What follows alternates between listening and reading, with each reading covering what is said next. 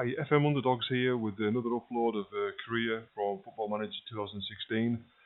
Started a new career with FC Nantes in France. Previous game, my career with Toulouse ended abruptly after numerous crashes. In Season 3, qualified for the Champions League in Season 2 by finishing third in the French League, in a group with Dortmund, Barcelona and Sporting Lisbon. Tough group, as you'd agree. Qualification was looking grim. Then I beat Barcelona 1-0 at home. What a fantastic result. Game crashed before I could get to save it. Replayed the game, trying to reproduce that victory to no avail. 4-0 defeats, 4-1 defeats. That 1-0 victory was safe to say was a flash in the pan. Wasn't happy about that at all. Stopped the game. Starting a new game with FC Nantes. I need to start reporting these crashes. I'm using the Steam operating system with Linux, and my system meets comfortably the minimum requirement, but for some reason it keeps crashing to log on. Anyway, new career with FC Nantes in France. As you can see, I've played 9 matches and I'm 4th place in the league, 4 wins, 3 draws and 2 defeats. So decent start. You can see my schedule from the top. Beat Guingamp at home 2-0 and then lost away to Angers 2-0 and at home to Stade de Reims 2-1. Both those games I had a red card, so that kind of scuppered those games really. Then I won all draw with Bordeaux, a late equaliser for Bordeaux, and from then on, onwards and upwards really. Stade Rennais 4-0 at home, Saint-Etienne 3-0 away, Paris Saint-Germain 2-2 at home. They equalised after about 78 minutes, and then beat Lille away 4-1, and then 1-all draw away to Nice. So it's onwards and upwards from here. It's going pretty well. Tactics-wise, slight variation on my false 9 theme. I'm actually going for still a false 9, and kind of playing a direct game this time with attacking fullbacks. As you can see, fullbacks are set on attack mode, and actually my left back has been out injured, so that Lenjani that you can see on screen there isn't actually my first left back. It's at Maxime Dupé, and I'm trying to play people so that their duty and role gives them as close to 100% as possible, close to a full circle here as possible. So my proper left back does have a full circle there. I'm playing the central defender as a stopper here, which I tend not to do. I tend to just play central defenders on defend, but I'm going differently. So my striker though, Sigfoss, and I'm playing him on a false 9 role, even though that's not his strong point, because I like to play a false 9. But it's safe to say that I think all of my front line will be replaced sooner or later. Defence, I'm happy with those, especially the 4 core in the middle there, 4 strong players. I'm happy with those. Fullbacks, yeah, but I think all 4 of my front line will be getting replaced slowly along time. But I also think if you've not got the most technically gifted players, if you've not got a strong transfer budget, my budget was 0, then a good way to play it is direct style.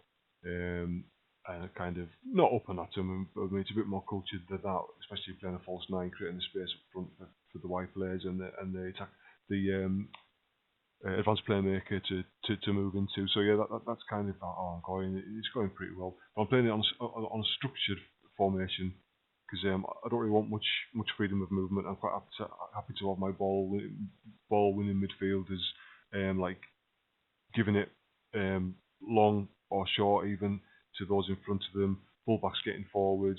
I want everyone to be in their zone on the pitch really. I don't really want a lot of fluidity. I'm playing it on a standard mentality as well. And here I'm playing it fairly wide. I'm playing stay on your feet because I'm trying to avert red cards. I don't know about anybody else out there, but Football Manager 16 for me is just a sea of red cards.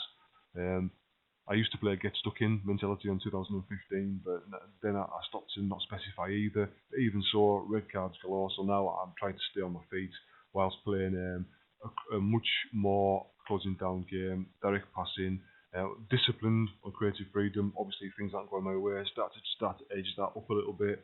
But yeah, I'm kind of tweaking what I'm doing in 2015. I think it's really, really important to play horses for courses, if you see what I mean. You want to try and get players with 100% being natural on the duty and natural in the position as much as possible.